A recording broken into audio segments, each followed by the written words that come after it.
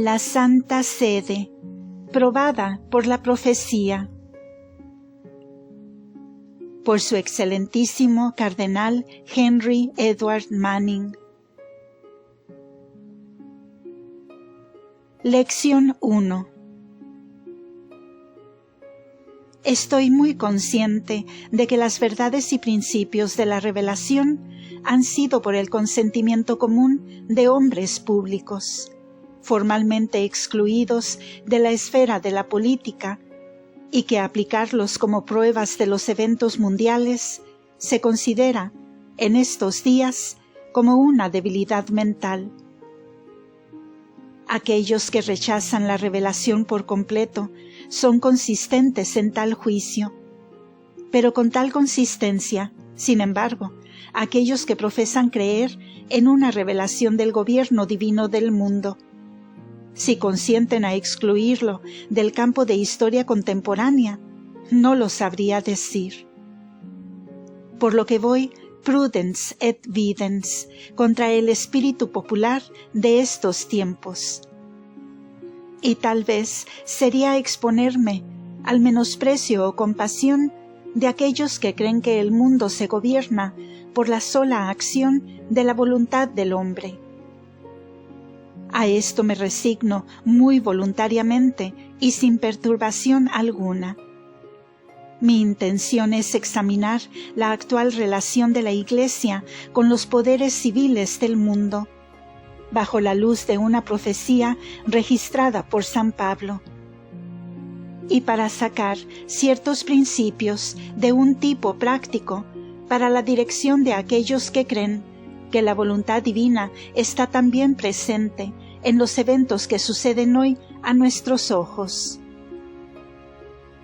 No estoy al punto de entrar en exposiciones del Apocalipsis o calcular el año del fin del mundo.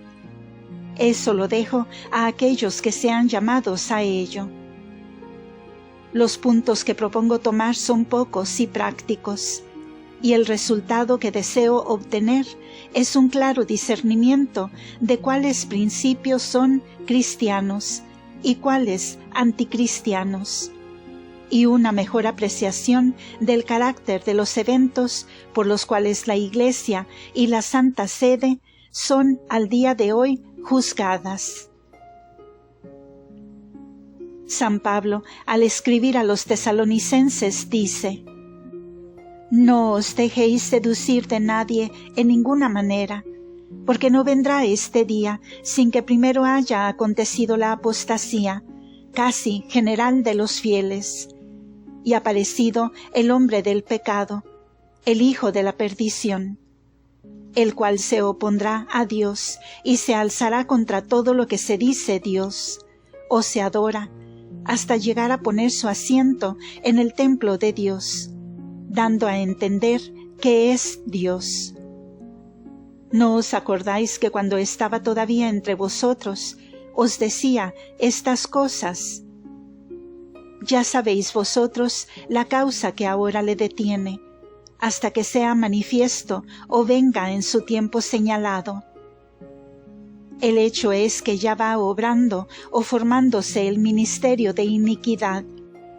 Entre tanto, el que está firme ahora, manténgase, hasta que sea quitado el impedimento. Y entonces se dejará ver aquel perverso, a quien el Señor Jesús matará con el solo aliento de su boca, y destruirá con el resplandor de su presencia, a aquel inicuo que vendrá con el poder de Satanás, con toda suerte de milagros, de señales y de prodigios falsos, y con todas las ilusiones que pueden conducir a la iniquidad a aquellos que se perderán, por no haber recibido y amado la verdad a fin de salvarse. Por eso Dios les enviará o permitirá que obre en ellos el artificio del error, con que crean a la mentira, para que sean condenados todos los que no creyeron a la verdad, sino que se complacieron en la maldad. Tenemos aquí una profecía de 4 grandes hechos. Primero, una rebelión, la cual precederá a la segunda venida de nuestro Señor. Segundo, la manifestación de aquel que se llama el inicuo. Por tercero, un obstáculo que detiene su manifestación. Y por último, del período de poder y persecución del cual será este su autor. Al tratar este tema, no entraré en conjeturas propias, sino que presentaré simplemente lo que encuentre, ya sea en los padres de la Iglesia o en tales teólogos que la Iglesia ha reconocido, como Belarmino, Lessius, Malvenda, Viegas, Suárez, Rivera y otros. Primero, pues, ¿qué es una rebelión? En el original se le llama apostasía y en la Vulgata una salida. Ahora, una rebelión implica una separación sediciosa de alguna autoridad y una consecuente oposición a ella. Si podemos encontrar la autoridad, encontraremos tal vez la rebelión. Ahora, existen en el mundo dos máximas autoridades, la civil y la espiritual, y esta rebelión debe ser una sedición o un cisma. Más aún, debe ser algo más que un amplio campo y en proporción a los términos y eventos de la predicción.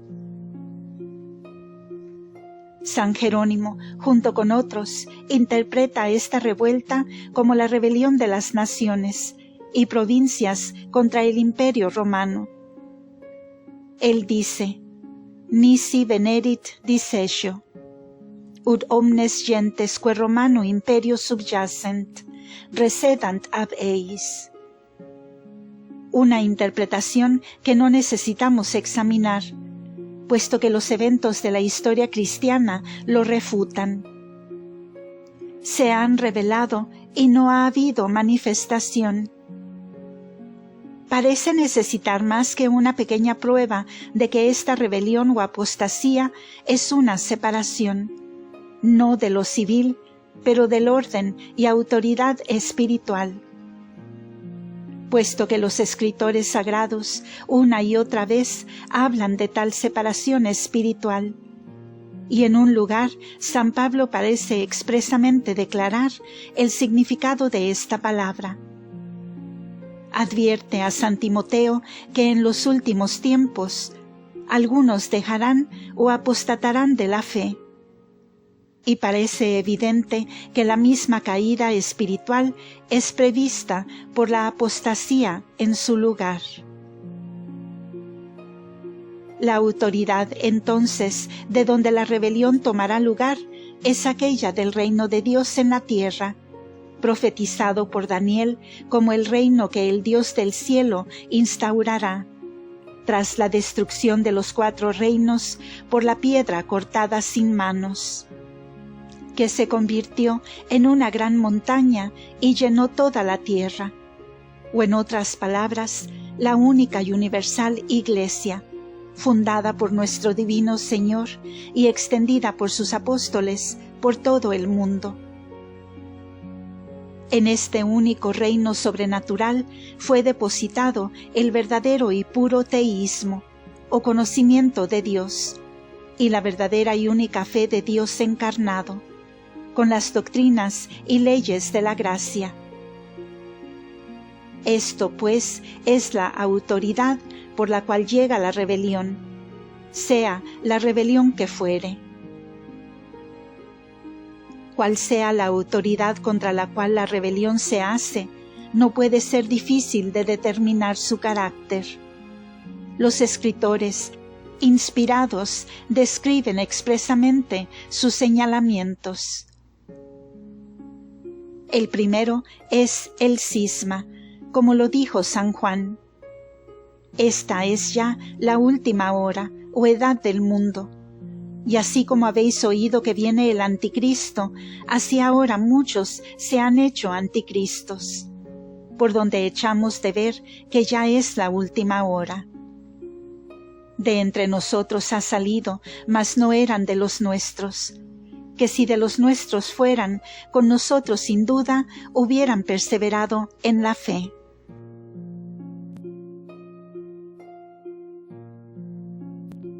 El segundo señalamiento es el rechazo de la función y presencia del Espíritu Santo. San Judas dice: estos son los que se separan a sí mismos de la grey de Jesucristo, hombres sensuales que no tienen el Espíritu de Dios. Esto necesariamente implica el principio herético de la opinión humana opuesta a la fe divina, del espíritu privado opuesto a la infalible voz del Espíritu Santo, que habla a través de la Iglesia de Dios. El tercer señalamiento es negar la encarnación.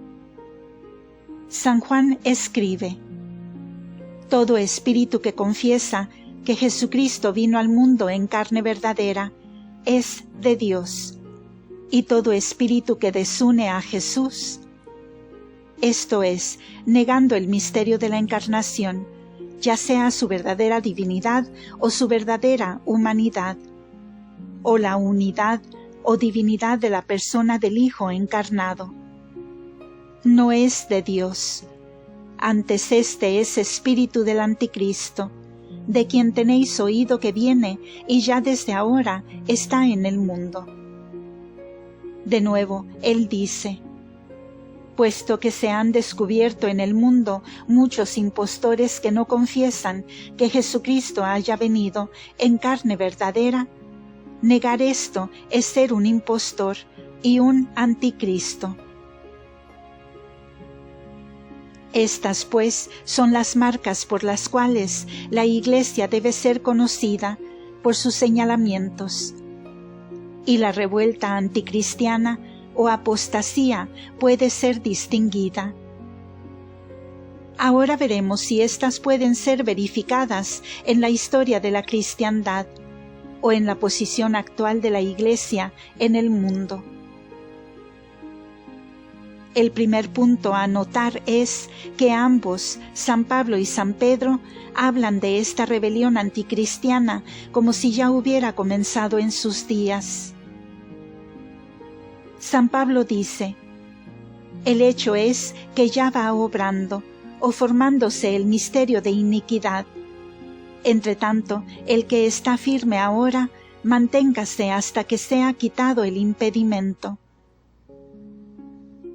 Y San Juan, expresamente sobre la cita de arriba, afirma: esta es ya la última hora, y así como habéis oído que viene el anticristo, así ahora muchos se han hecho anticristos, por donde echamos de ver que ya es la última hora.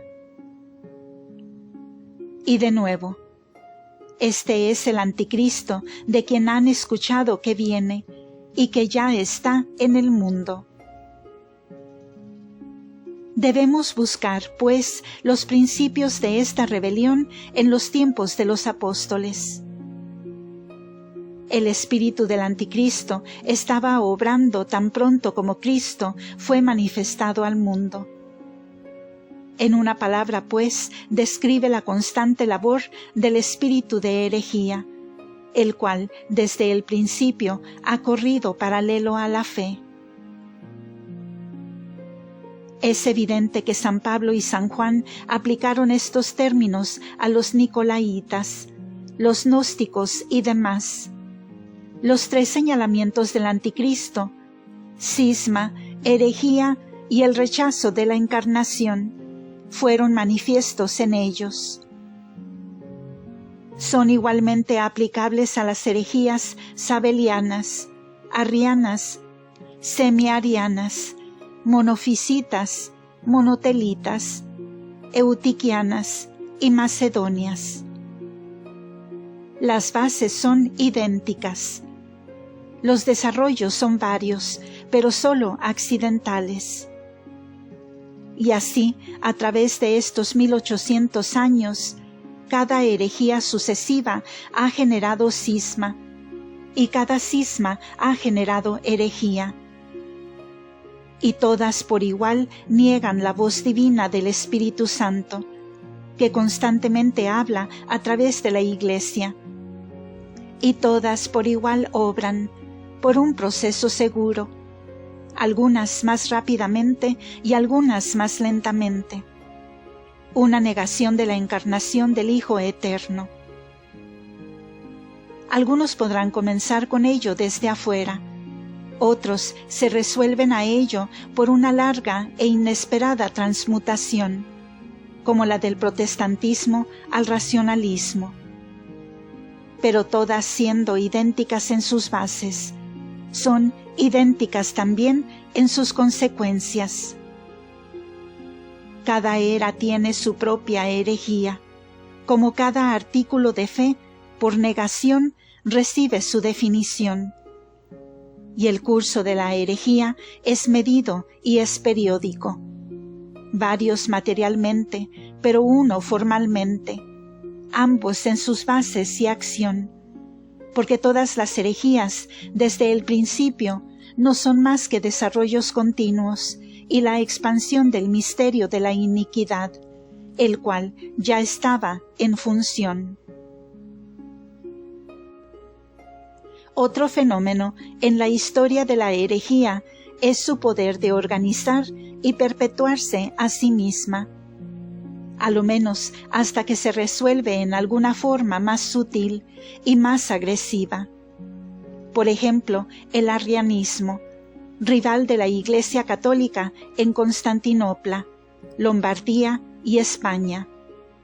El donatismo, que igualó a la Iglesia en África. El nestorianismo, el cual sobrepasó a la Iglesia en Asia.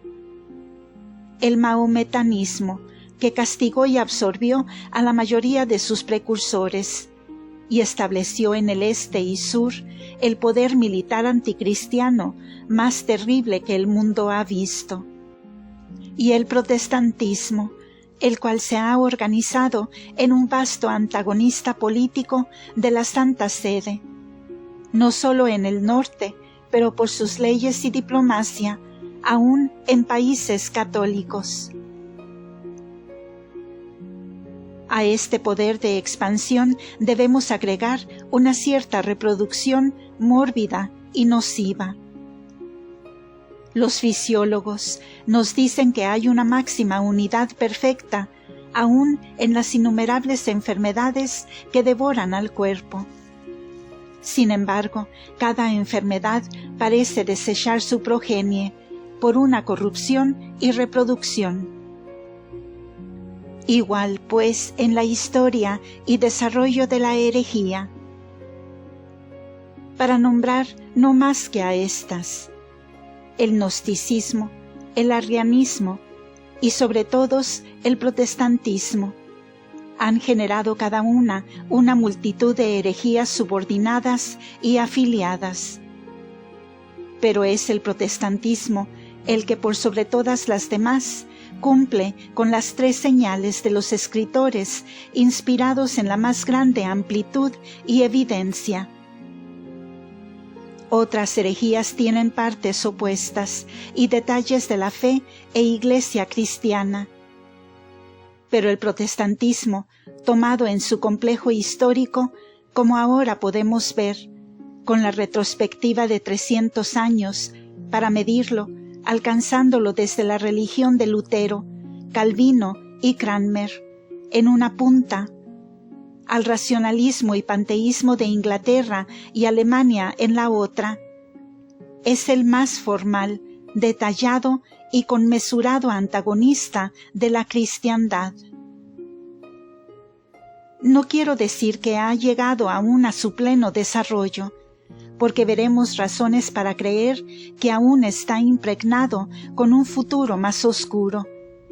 Pero aún como el ministerio de la iniquidad ya ha obrado, ningún otro antagonista ha aún llegado tan lejos de ensocavar la fe del mundo cristiano.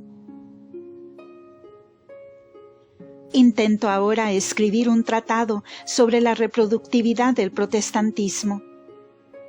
es suficiente para asentar ciertos hechos más que evidentes en la historia intelectual de los últimos 300 años, que el socinianismo, racionalismo y panteísmo son vástagos legítimos de las herejías luterana y calvinista, y que la Inglaterra protestante, la menos intelectual y consistente de todos los países protestantes, se da el lujo en este momento de dar un pábulo listo para la comunicación y reproducción de estos espíritus del error.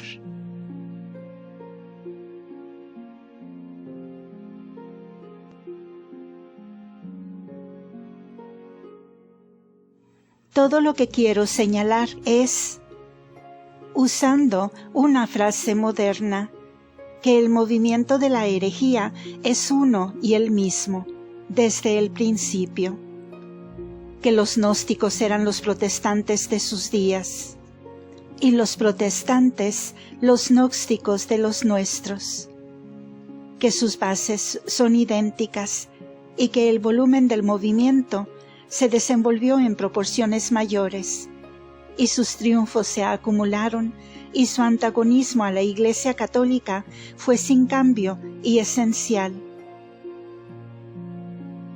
Hay dos consecuencias u operaciones de este movimiento, tan extrañas y tan llenas de importancia, que dan soporte sobre su relación a la Iglesia, que no las puedo pasar por alto.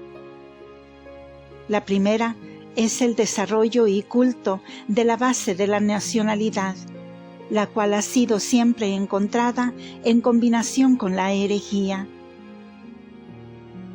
Ahora, la Encarnación abole todas las distinciones nacionales dentro de la esfera de la gracia, y la Iglesia absorbió todas las naciones hacia su unidad sobrenatural. Una fuente de jurisdicción espiritual y una voz divina unen las voluntades y acciones de una familia de naciones. Tarde o temprano, cada herejía se ha identificado con la nación de la cual nació. Ha vivido del soporte de poderes civiles y ha encarnado el reclamo de independencia nacional.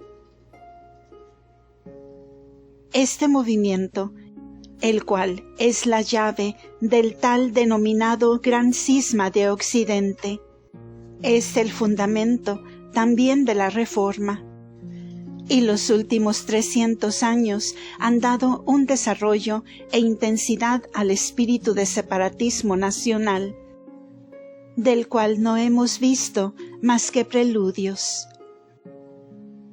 No necesito señalar cuánto este nacionalismo es esencialmente cismático, el cual se ve no solo en la Reforma anglicana, pero en las libertades galicanas y las polémicas de Portugal en Europa y la India, para nombrar algunas. Ahora he señalado este resultado de la herejía, porque verifica una de las tres marcas arriba mencionadas. Si la herejía en el individuo disuelve la unidad de la Encarnación, la herejía en una nación disuelve la unidad de la Iglesia, la cual está constituida sobre la Encarnación.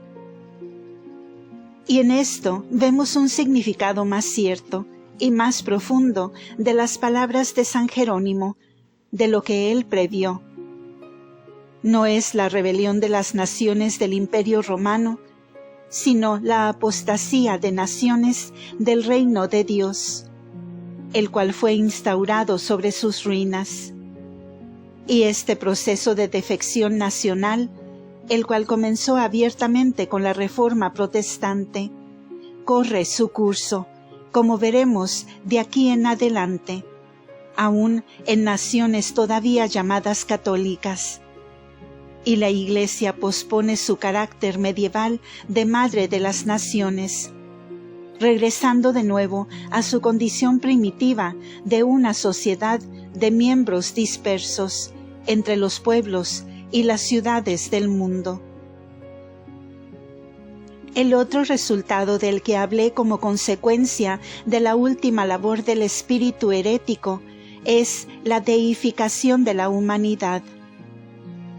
Esto lo tenemos ante nosotros en dos formas distintas, a saber, en las filosofías panteístas y las positivas, o más bien en la religión del positivismo, la última aberración de Comte. Sería imposible en este lugar dar un recuento adecuado de estos dos últimos desarrollos de la incredulidad. Para hacerlo, necesitaríamos un tratado. Será suficiente expresar de manera popular el esbozo de estas dos formas de impiedad anticristiana. Tomo la expresión del panteísmo de Alemania de sus dos modernos expositores, de quienes se puede decir que culminan en ellos.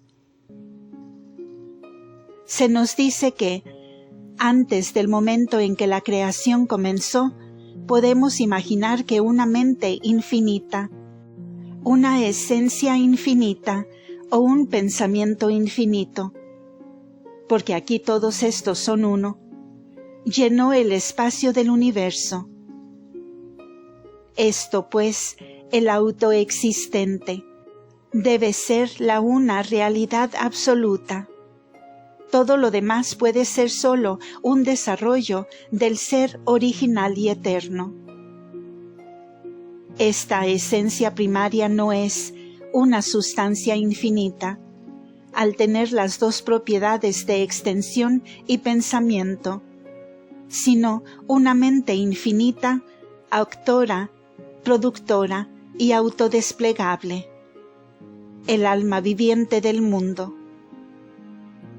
Si podemos ver todas las cosas como el desarrollo del original y absoluto criterio de la vida, razón o ser, entonces es en cambio evidente que podemos trazar las marcas de lo absoluto en cada ser que existe, y consecuentemente escanearlos en la operación de nuestras propias mentes, como una fase particular de su manifestación.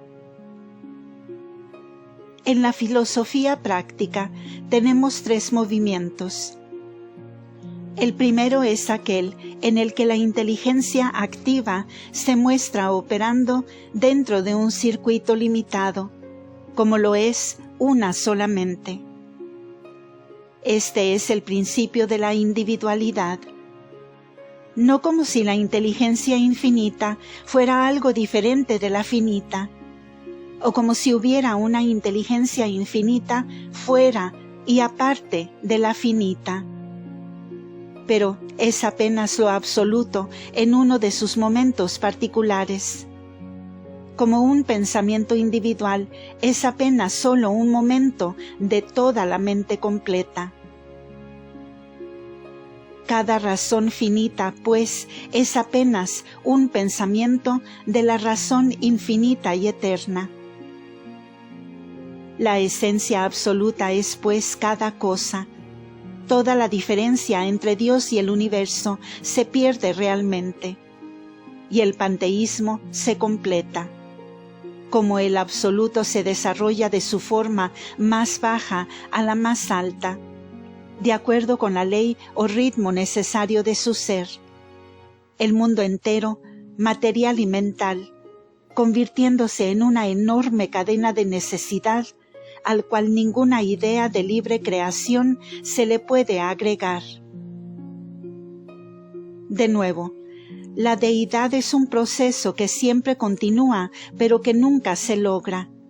No, la conciencia divina es absolutamente una con la progresiva conciencia de la humanidad. La esperanza de la inmortalidad muere, pues la muerte es sólo el retorno del individuo a lo infinito, y el hombre es aniquilado. pero la deidad vivirá eternamente. Una vez más, la deidad es el proceso eterno del autodesarrollo, como se realiza en el hombre. La conciencia divina y humana uniéndose absolutamente. El conocimiento de Dios y de sus manifestaciones forma el sujeto de teología especulativa. De estas manifestaciones hay tres grandes esferas de observación: naturaleza, mente y humanidad. En la naturaleza vemos la idea divina en su más baja expresión. En la mente, con sus poderes, facultades, sentimientos morales, libertad, etc. En la humanidad vemos a Dios, no solo como creador y sustentador, pero también como Padre y guía.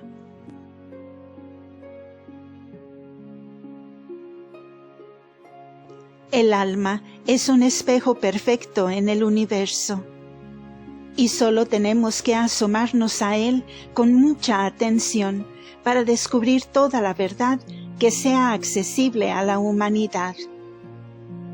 Lo que sabemos de Dios, pues, solo puede ser aquello que se nos es originalmente revelado de Él en nuestras propias mentes.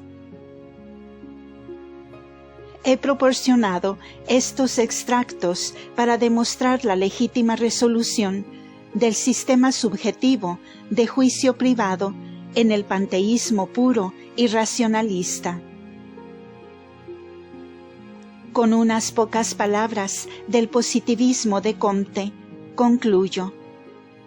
A menos que parezca distorsionar o colorear esta forma de aberración, lo daré en las mismas palabras del autor. Primero, pues, él describe la filosofía positivista de esta manera: del estudio del desarrollo de la inteligencia humana en todas las direcciones y por todos los tiempos. El descubrimiento nace de una gran ley fundamental, a la cual es necesariamente subjetiva, y que tiene un sólido fundamento de prueba, ambos en los hechos de nuestra organización y nuestra experiencia histórica. La ley es esta: que cada una de nuestras principales concepciones, cada rama de nuestro conocimiento, pasa sucesivamente a través de tres diferentes condiciones teoréticas: la teología o ficticia, la metafísica o abstracta, y la científica o positiva. En otras palabras, la mente humana por su naturaleza emplea en su progreso tres métodos de filosofía, cuyo carácter es esencialmente diferente y aún radicalmente opuesto, o sea, el método teológico, metafísico y positivo.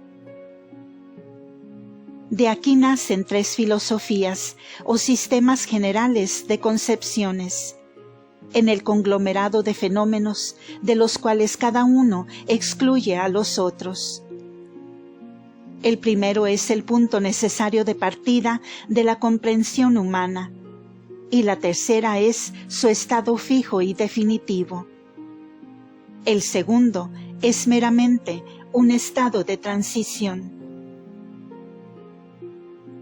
En el estado teológico, la mente humana que busca la naturaleza esencial de los seres, las causas primeras y finales, el origen y el propósito de todos los efectos. En pocas palabras, el conocimiento absoluto. Supone todos los fenómenos que se producen por la acción inmediata de seres sobrenaturales.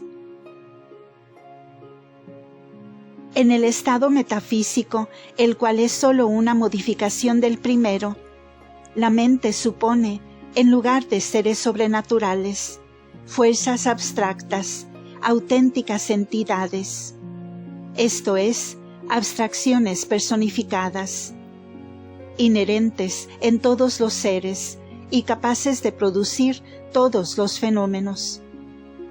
Lo que se llama la explicación de los fenómenos es, en esta etapa, apenas una referencia de cada uno a su propia entidad.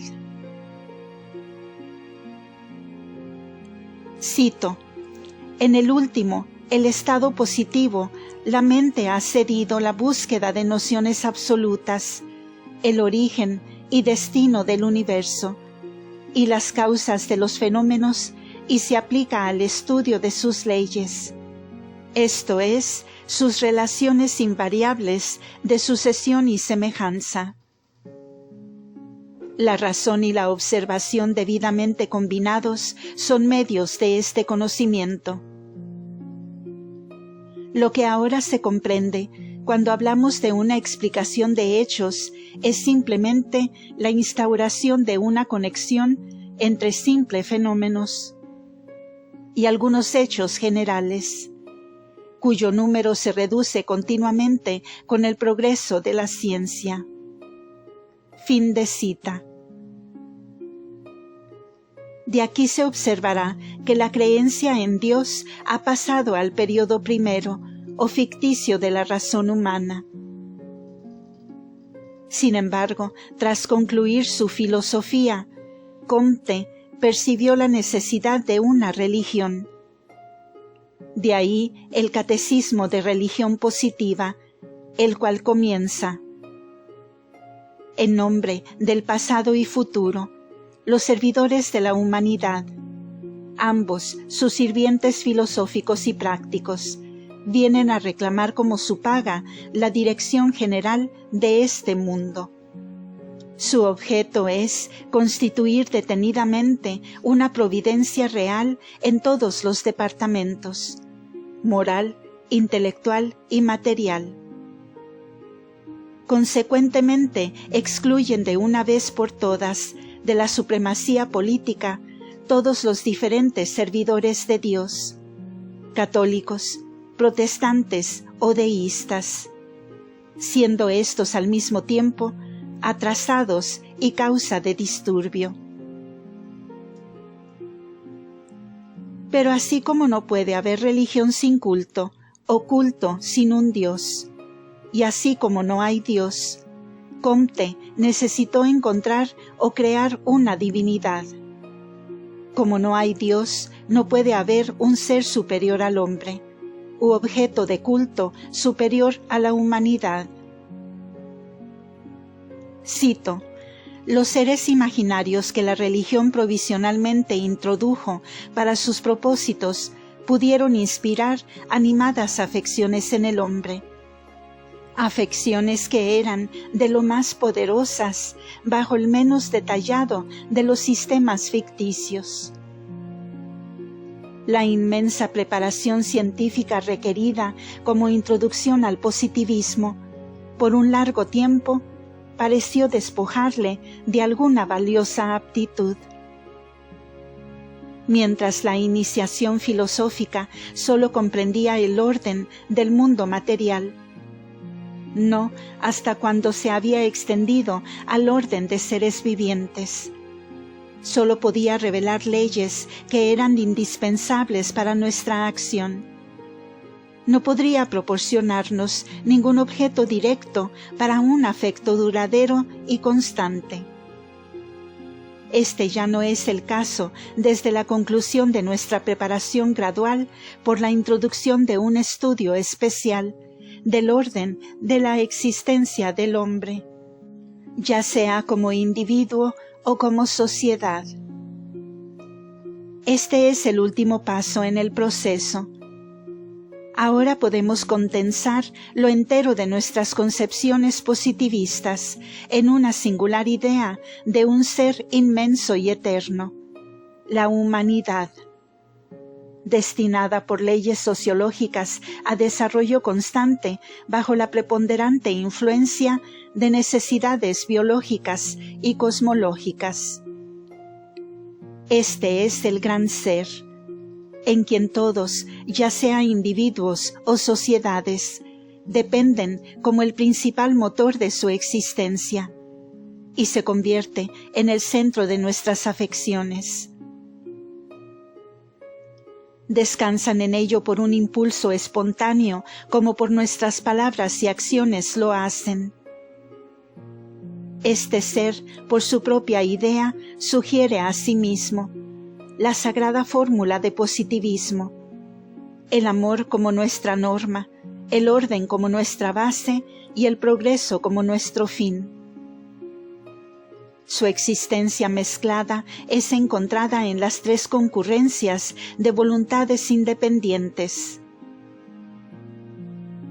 Toda discordia tiende a disolver esa existencia, la cual por su propia noción sanciona la constante predominancia del corazón sobre el intelecto, como la única base de nuestra verdadera unidad. Y el completo orden de las cosas, por consiguiente, encuentra su expresión en el ser que lo estudia y que lo perfecciona. La lucha de la humanidad contra la influencia combinada de las necesidades se obliga a obedecer, creciendo como lo hace en energía y triunfo. Le ofrece al corazón, no menos que al intelecto, un mejor objeto de contemplación que la caprichosa omnipotencia de su precursor teológico. Caprichoso por la propia fuerza de la palabra omnipotencia. Un ser como tal está más al alcance de nuestros sentimientos, como de nuestras concepciones, porque es idéntico en naturaleza con sus siervos al mismo tiempo que es superior a ellos. Se debe definir la humanidad como al todo de los seres humanos, pasados, presentes y futuros.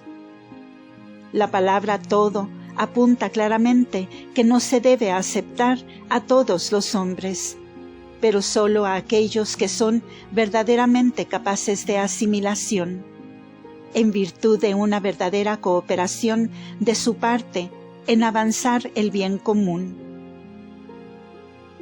Todos son necesariamente hijos nacidos de la humanidad, pero no todos se convierten en sus seguidores. Muchos permanecen en estado parasítico, el cual, siendo excusable durante su educación, se convierte en culpable cuando la educación se completa. Los tiempos de anarquía traen al frente en bandadas tales criaturas, que pueden florecer, pero que son tristemente una carga al verdadero gran ser. Fin de cita.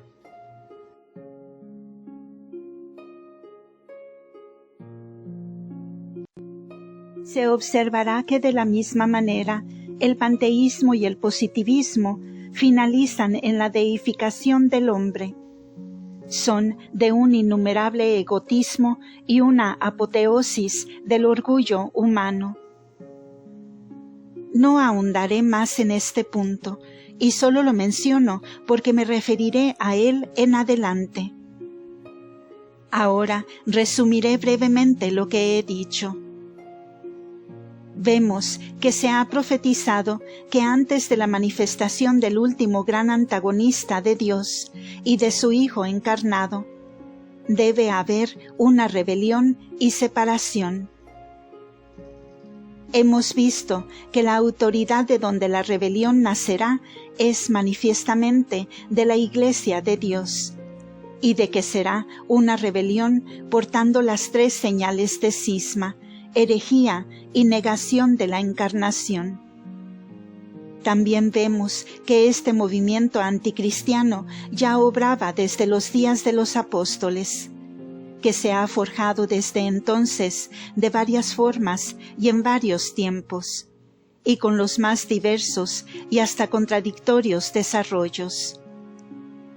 Pero esto es, sin embargo, siempre uno y el mismo, idénticos en principio y antagonismo a la encarnación y a la Santa Iglesia.